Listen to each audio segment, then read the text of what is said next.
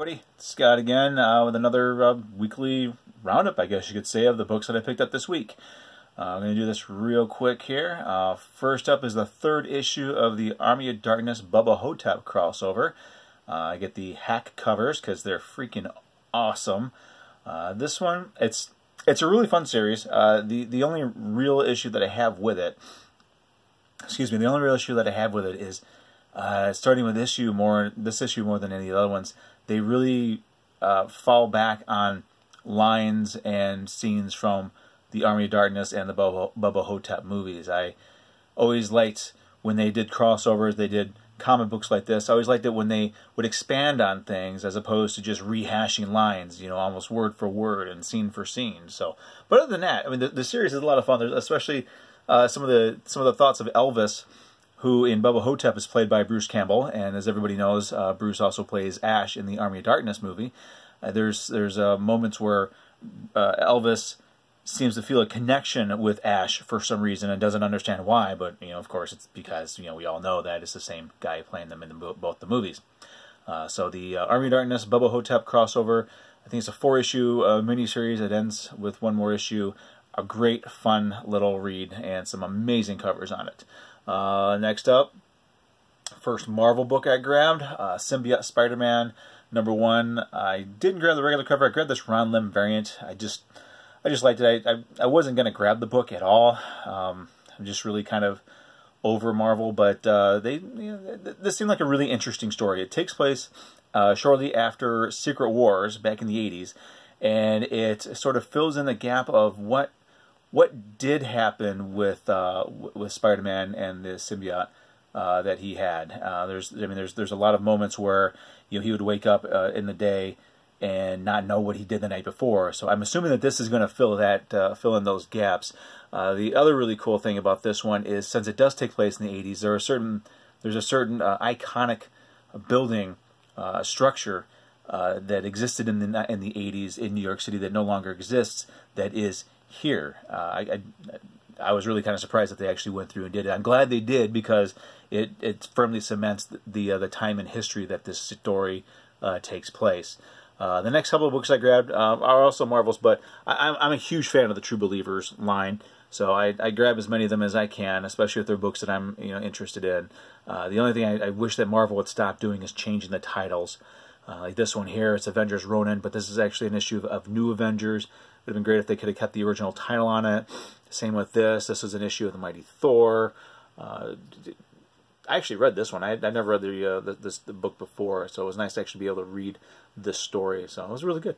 And the next one here, of course, this is Warlock and the Infinity Watch, but they retitled it The Avengers to go along with Avengers. It's just one of those little nitpicky things that I just wish they would stop doing, because it just seems kind of pointless to me to change the title. The last Marvel book I picked up, oddly enough, it ended up being another variant cover. This is the Web of Venom Cult of Carnage. Again, it was another cover I really liked. I couldn't resist it. I wound up reading it, and was surprised. I think I have a couple other of these Web of Venom one-shots. It seems to be an ongoing story told through a series of one-shots, which is an interesting way for Marvel to do something.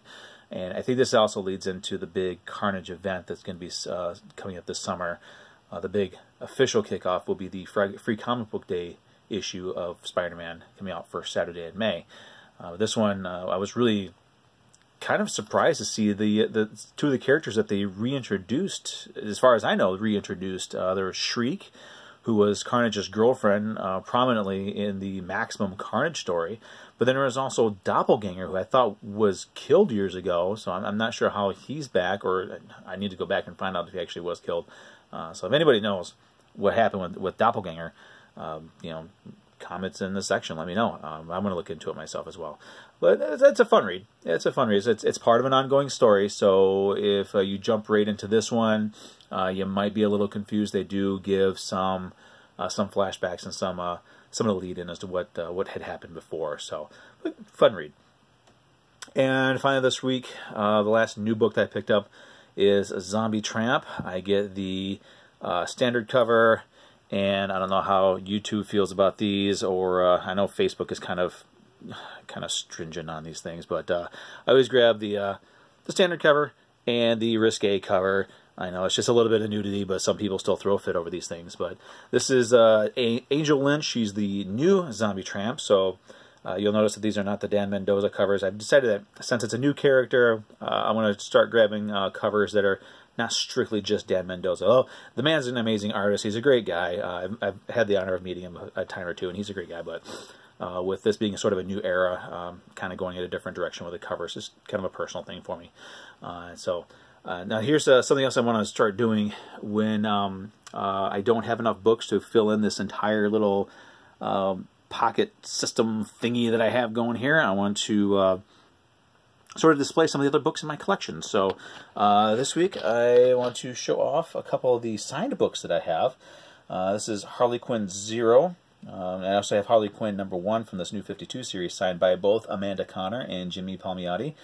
Thanks to thanks to Cody Lockwood of Lockwood's Loot for getting these ones signed for me. And yes, it's great. So I'm kind of hoping to get some more of these people to sign this book too, sort of make it a jam book. I don't know. Next up, Keith Giffen signed Omega Men #3. Of course, the first appearance of Lobo back in his, I guess, glam days. I don't know. But it was cool to finally get this book signed by him. I also had the first issue of his first miniseries, The Last Zarnian, signed by both Giffen and Biz, which is great. So these ones I might be sending in to get encapsulated, just for protection more than anything else. This one I actually always forget I have this one. Captain Marvel #1, signed by Peter David. This is, I think this was a variant cover. I'm not sure, but I like the cover, and this is back when I enjoyed Captain Marvel. I don't really care for Captain Marvel anymore, but this was the original Captain Marvel's son, Genis-Vell, taking over the mantle, the title, before his sister, Phyla, became Captain Marvel for a very short time. But signed by Peter David. And last up, one of my pride and joys in my collection, Evil Ernie, Youth Gone Wild #1 from Eternity Comics, signed by both Brian Pulido and Stephen Hughes. This is one of the first signed books that I ever got.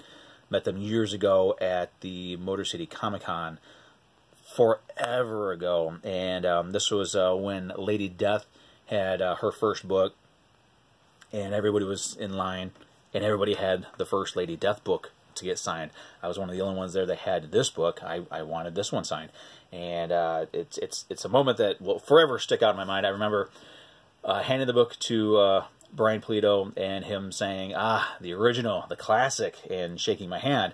Apparently I was one of the other ones that had it there, and so crowning moment in my comic book collecting career, and of course having the late great Stephen Hughes sign it as well. He was also a tremendously nice man, and very much missed. But these are the books that I have this week. These are no, I guess I can't show that Zombie Tramp here. Let me do this. There you go. All right, so those are the books I grabbed this week. Next week we'll have a whole new batch of books, and see where we go from there. So any comments or questions, leave them in the section below. Thanks a lot for watching. We'll see you next week.